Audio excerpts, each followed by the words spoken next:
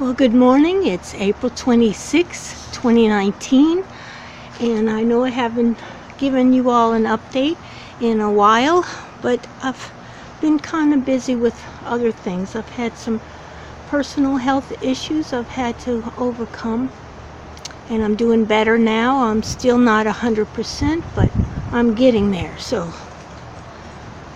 anyway, here's the queen acorn squash that I'm growing in a container. I guess these were planted in March or February or something, but I've got a pretty nice one coming up right here. See that? I don't know if that's the one I pollinated or the bees did it, but anyway, that's coming along. This is delicata squash, and there's some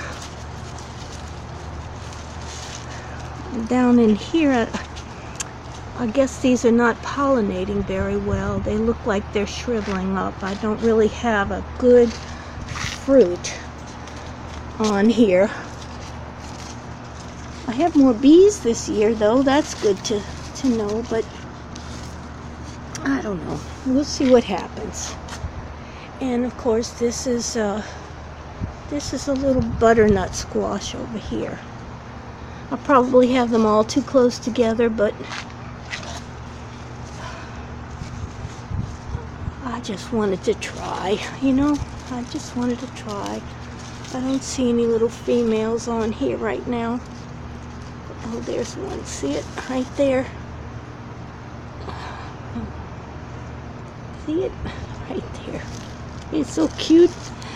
Anyway, the onions are coming along. You can see they're bulbing now, but they're also sending up giant shoots of flower seeds. So I guess they'll be ready to pull in a little while, but the necks are not flopping over yet, as you can see. Most of them aren't. The necks are still strong. So I'll wait a little while longer to see what happens with those. This is the cocazella over here, cocazella zucchini squash. And I've had some fruit down here. I don't know if you can see it, but they will get much bigger before it's really time to pull them. We had a big rainstorm. It kind of did a number on them. So I don't know how they'll all turn out, but if I get one, I'll be happy. The peas are pretty much gone. I enjoyed those. I just ate them raw. The few that I got, I ate raw in a salad, so it was very nice that way. These are bunching onions, and I just got tired of coming out here and trimming them all the time. My freezer's full of green onion, chopped green onions, so I just kind of let them go for a while. My little dwarf banana tree is doing okay. It's coming back. So I don't know if I'm going to get any fruit this year, but that would be exciting to see. There's new growth coming. This navel orange still doesn't have any blossoms on it. It is growing. It is growing. I did trim it earlier this year, but it's full now, so I don't know if I should trim it again or what. I fed it. They say to feed your navel orange tree 3 times in the spring and summer. Once around, I've already forgotten when I did it, but the next time I'm supposed to feed it is like May 31st, Memorial Day, and then again when for the 4th of July, they said to feed it again then. So I'll do what they said, and we'll see what happens. My little Japanese yew are getting big. The birds are still loving this little tree. It's a nice, graceful little tree. The blueberries, of course, I pulled out of there. Champ is kind of using it to cool his belly when it gets a little warm. He digs in there, and I don't know what I'm going to put in there. I don't think it gets enough sun for anything. Champ, get out of there, please, baby. Come on, Champ. Come on, bud. Come on, come see. My perennial garden is doing very well. No complaints here. All kinds of little flowers, constant flowers. The bees love it. I don't even know what the names are. I did throw in a couple of amaryllis here and there, and they're blooming late. But that's pretty, you know. Oh, I'm getting an Easter lily. There we go. There it is. My neighbor gave me this Easter lily last year, so there's a blossom. How about that? A little late for Easter, but it's doing very well. I'm proud of that. This is let's go back over it this way again. My little satsuma is just hanging in there, not doing much. I did cut down a big yopan that was shading it so it would have more light, but it's still just kind of sitting there. It's not really taking off like you would think it would. My neighbor has a loquat tree. It's kind of spent now, but I did take some of the loquats and I made about 3 half pints of jam out of it. It's a lot of work for what you get, but they're tasty little fruits. But you need a lot of patience. This is other little things that are still coming. The begonias all over the yard I got last year on the junk counter at Lowe's. That's a society garlic. It was smelling a lot in the early spring. My hydrangea is coming. It's doing fine. Lots of begonias. I like the begonias. They're kind of easy to deal with. My strawberry jar of petunias is just hanging in there, not doing much. I want to show you this over here. This little vine in the center pot is a peach vine or a mango vine. It makes melons the size of a peach. So I set up this trellis behind the pot, and I'm hoping it'll fill the wall with some greenery, and maybe I'll get some fruit. I have another one on the other side. I got the seeds from Baker Creek. I like Baker Creek. If you haven't dealt with them, give them a try. My little dwarf bottle brush, these things were full of blooms, just full. The other bottle brush is right here, and again it was full of blooms in early spring.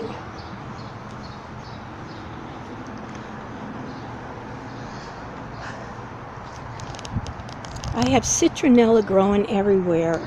If you want a nice scent in your garden and to kind of ward off the mosquitoes and things, break off a piece of citronella from the front, stick it in the ground in the back.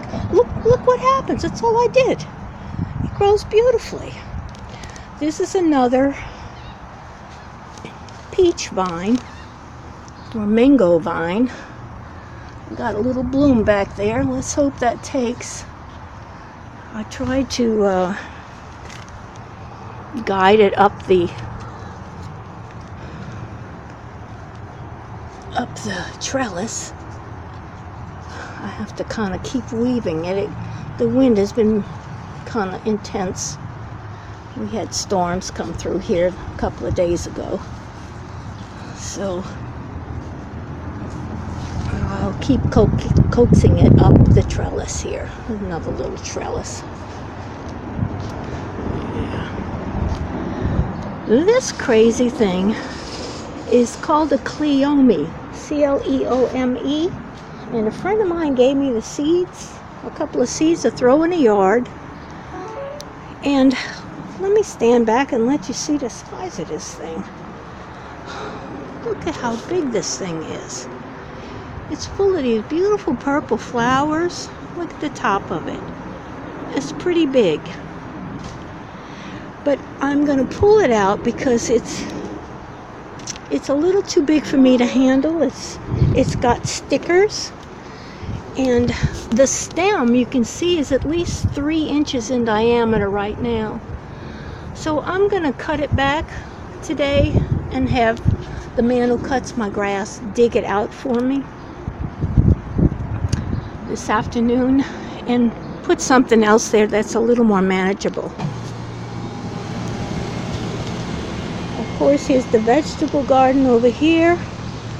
These are 3 Creole tomatoes that are doing very well, and I've got a couple little baby tomatoes, the first tomatoes of the season, coming up in here.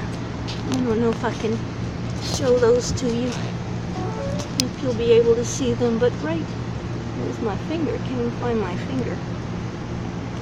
Right through there. Yeah, see the baby tomato right there? Yeah. So something's happening. That's good to see. Let me go back in here for you. The herbs are coming back. It's 3 basils and oregano and thyme in there. I have a little parsley back there too, with the rosemary and sage.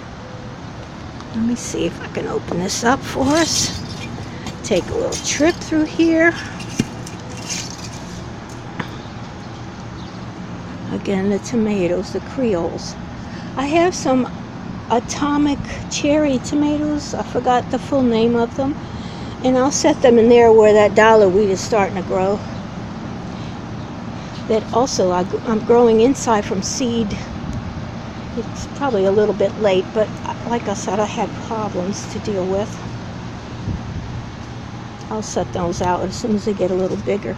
This, of course, these are the Blue Lake green beans. And I've been getting a few off of these. I didn't plant a lot of those, but they're coming. This is what's producing. This is the purple teepee bean, green bean. You know, when you cook it, the purple becomes green. This craziest thing. But I've been getting a lot of beans off of here. We just picked some.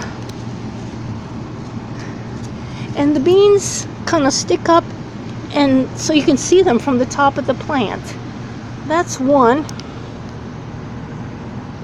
I don't know if I can show you the color. If it's immature yet. But they're very tasty. They taste better than the regular Blue Lake green beans. To me, they do. But when you put them in the pot, they turn green. They don't keep their purple color.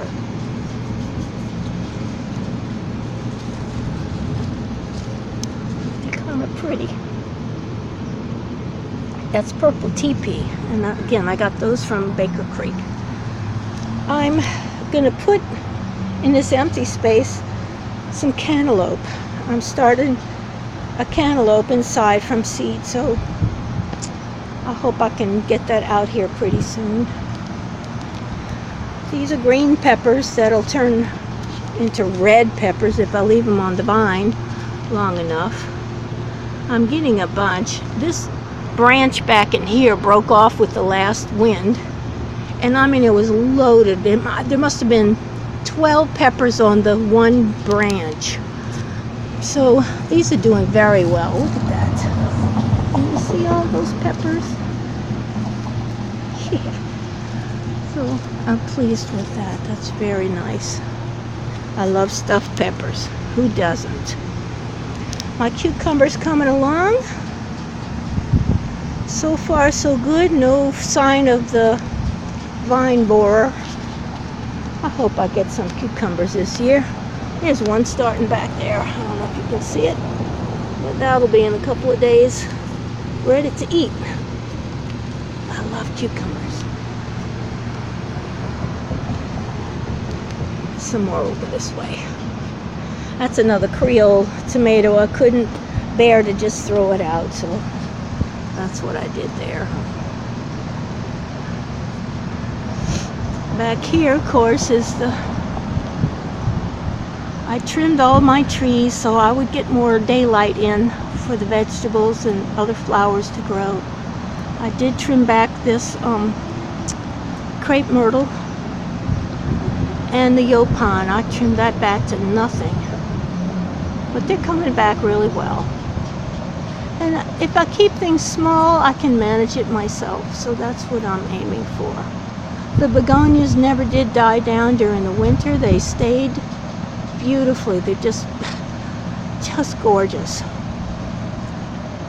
Again, that cleome. Look at the size of that thing. It's a wonderful plant, but I think it's just going to get a little bit too big for me to handle, so I'm taking it out. Maybe put some sunflowers in there. All right, Miss Josie, you come out of there. And close this up, and we'll go look at the grapevine.